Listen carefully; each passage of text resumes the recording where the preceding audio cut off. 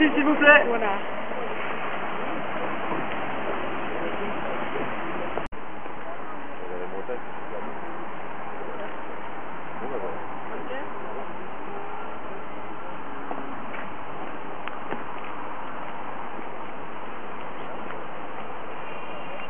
Conrad. Alors à l'époque, ce sont les tirs de joue. Alors le mot joue, en vieux français, désigne sapin, les tables, sapin. Par extension, le Jura étant couvert de sapin, joue désigne le Jura. Les tirs de joue sont donc des seigneurs du Jura, et le château est le centre de l'importante seigneurie. Alors jusqu'en 1454, ça reste joue ici. Ensuite, les tirs de joue n'ont pas de descendance valable, ils n'ont que des filles. Donc à l'époque, ça ne compte pas, hein, je suis désolé mesdames. Donc ce sont les comtes de Bourgogne qui vont racheter le phare. Ensuite, souvent, donc fin du XVIIe siècle, hein, il construisit l'enceinte 4 qui est juste derrière moi avec la porte, et la troisième avec le canon qui était ici, et les cheminées rectangulaires au fond. Alors la porte qui est ici, c'est une deux grosses poutres en bois, qui d'une part soutiennent le tablier, donc la partie mobile du pont, qui pour l'instant est par terre, donc le pont, et ensuite la porte une fois relevée. Hein. D'autre part, les flèches soutiennent...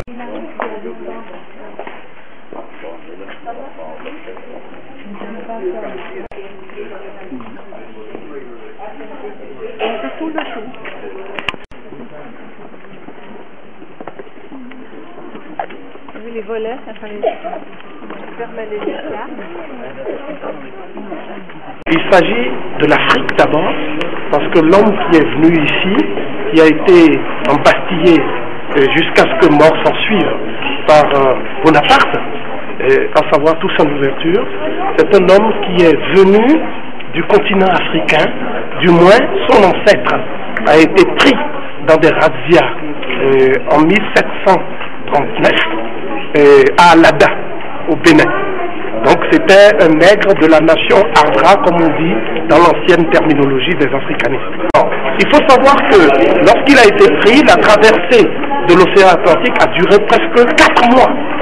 Et il arrive au Cap Français, et c'est là où le comte de Noé l'achète comme une vulgaire bête de sang, n'est-ce pas? Il est acheté sur un marché au Cap Français, qui deviendra plus tard le Cap Haïtien, et il est destiné à une plantation, qui est la plantation Breda. Progressivement, il arrive à introduire la culture de ses ancêtres d'Alada sur la plantation. Et ça devient donc de facto un lieu de résistance. Il rencontre une femme d'origine Ibo, du Nigeria. Il lui fait un enfant qui s'appelle donc François Dominique Toussaint, qui est devenu le fameux Toussaint Louverture de l'histoire. Alors, qu'est-ce qu'on a voulu embastiller ici? On a voulu embastiller des idées. En fait, c'est pas un homme en tant que tel. Vous avez entendu tout à l'heure qu'en hiver, il fait moins 30 degrés. C'est une façon de le vouer à une mort certaine, puisqu'il est mort, dit-on, de pneumonie, mais les archives parlent aussi d'une diète noire. C'est-à-dire qu'on le privait parfois. Il y avait quelqu'un qui s'appelait Caffarelli, qui venait souvent discuter avec lui, de manière à ce qu'il fléchisse, parce que Bonaparte voulait absolument connaître les plans de l'armée de Saint-Domingue, à la tête de laquelle il y avait Jean-Jacques Dessalines, un de ses lieutenants, et il voulait aussi savoir où est-ce que Toussaint Louverture a caché les trésors, suite à la première confrontation avec l'armée, si vous voulez, que Bonaparte avait envoyée.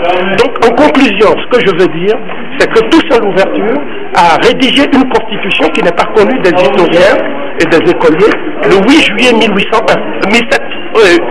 Le 8 juillet 1801. Le 8 juillet 1801. Et cette constitution, qu'est-ce qu'elle dit? Elle dit que tout être humain qui touche le sol d'Haïti, de Saint-Domingue, quelle que soit sa race, c'est ainsi qu'il a été amené à recueillir même des descendants d'anciens esclavagistes, y compris des Espagnols.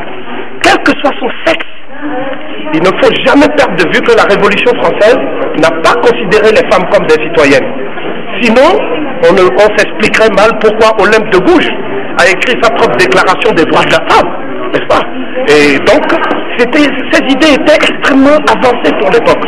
Quelle que soit sa confession, il faut savoir qu'il y a des gens qui étaient ici, si vous voulez, ostracisés parce qu'il y avait les réminiscences de l'édit de Nantes, les protestants notamment. Il y a des juifs qui étaient persécutés, beaucoup de gens qui ont trouvé refuge à Saint-Domingue. et puis enfin, quelle que soit aussi sa classe sociale. Vous voyez? Donc c'est cet héritage universel de la révolution de Saint-Domingue que cet homme incarnait.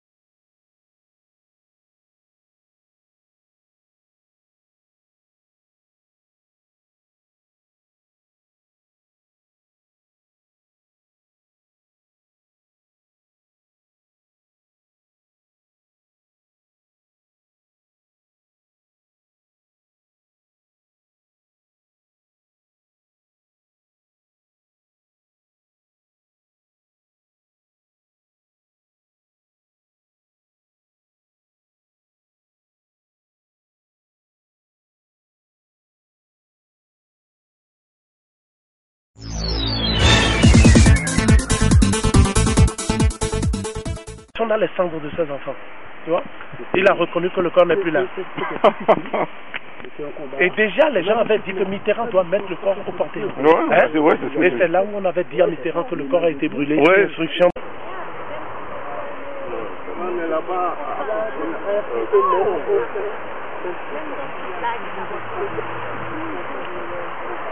C'est inadmissible de traverser les barbelés pour venir se recueillir sur ce mémorial. Alors qu'en face, on ne dit plus comment font les gens pour pouvoir venir se recueillir. Je pose la question et j'aimerais une réponse. regarde l'autre en bas. Voilà. Oui, non, c'est pas besoin de demander à ce que... Est-ce que c'est un lieu de recueillement, un fléchant où il faut traverser des barbelés pour venir se recueillir sur ce mémorial qui appartient à Christian de Gaulle? Moi je pense qu'il faut mettre une interrogation. Est-ce qu'on peut enterrer un général français dans ces conditions? Très bien. Sans pour autant faire référence à qui? Alors que l'autre là-bas, il est bien là-bas. Donc là, il y a un élément important qui est maintenant de l'ordre même du respect des principes. Oui, mais c'est parce que...